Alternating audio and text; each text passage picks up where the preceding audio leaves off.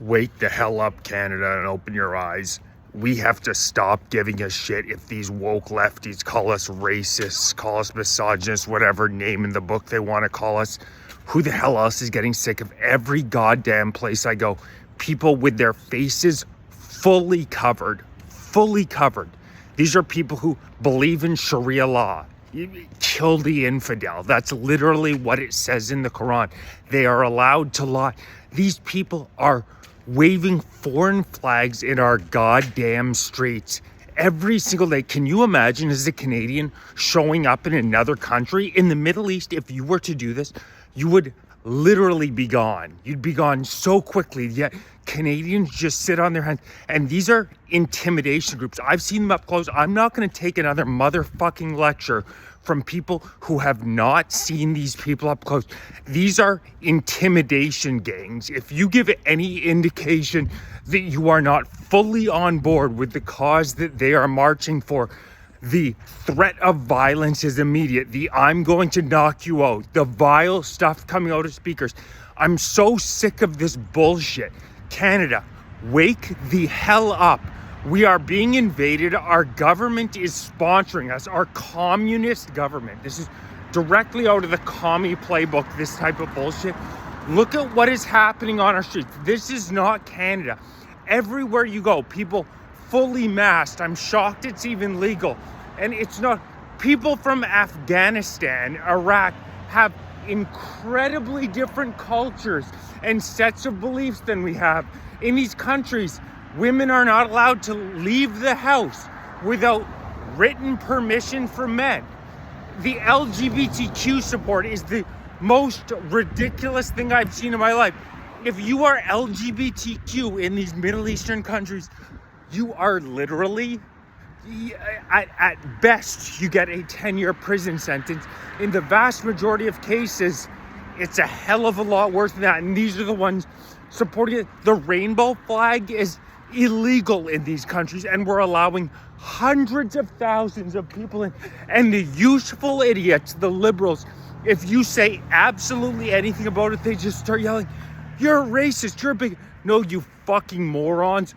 Do you have any idea what Canada is going to look like with the current demographic trends if we continue for the next 5 years at these immigration rates? Justin Trudeau did absolutely everything he could to... You really look at that guy, you think he has any idea what he's doing as a steward of Western civilization? Justin Trudeau expedited the downfall of Canada, and Mark Carney is continuing it.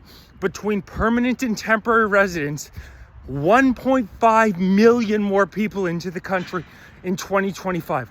1.5 million, 290,000 refugee claimants. And I don't give a shit if people... You have to stop being scared of somebody calling you a racist or a xenophobe.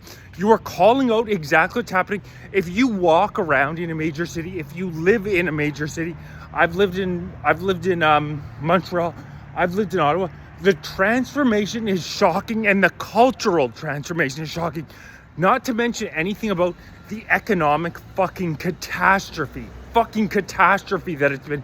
7.1% unemployment in Canada, 22% unemployment among young men, because companies would rather use the temporary foreign worker program, which has 300,000 people on it in 2025, than hire a Canadian. The Canadian government literally supports immigrants, supports companies hiring immigrants. They will pay between 50 and 75% of their salary in many cases over Canadians. Wake the hell up, Canada. We're seeing all over, thank God, all over Europe. Whether you look at Germany with the AfD party, whether you look at Britain with Reform and Farage, we're seeing Australia. It's the exact same thing. We are seeing people standing up. I organized a rally last week, and I really appreciate the people that showed up. About 50 people that showed up. But why are we not waking up in Canada? Canada's worse than any of these countries. Well, the UK is probably the absolute worst, but if you look at it, they had a march with over 2 million people a couple of weekends ago. Tommy Robinson, it was incredible. And are we asleep in Canada? Do people not realize what's going on? And it's not only the threat from the Middle East, which is absolutely massive. We currently have 22 MPs from India in Canada. And I'm not saying there's anything wrong with that, but you know how many white MPs they have in India? They have 0. You think they have any white people in their government in the Middle East? They have 0. And these liberal idiots are telling you to throw your civilization away, or else they'll call you a racist or a big... No, you fucking morons. These guys are useful idiots until they take over, and then they're gone. They're done for. It's so ridiculous. We need to wake up. If current trends continue, our parliament, the current growth that we've seen of Indian MPs, and they quite frequently progress quickly because they come from a democracy. In 28 years, our House of Commons will be majority Indian in Canada. How fucking insane is that? And people don't seem to wrap their head around. These people are from extremely different cultures. Do you think you could go to the Middle East and just start waving a Canadian flag there, or preaching about Christianity, or preaching about Judaism? The answer is hell no. You'd be taken out in 2 seconds. Yet the left-wing ideologues in Canada want to throw the most beautiful civilization out, throw our Judeo-Christian civilization out, because they want to call you a racist or a bigot, and they hate themselves. Canadians, we need to stand up. This is an absolute emergency.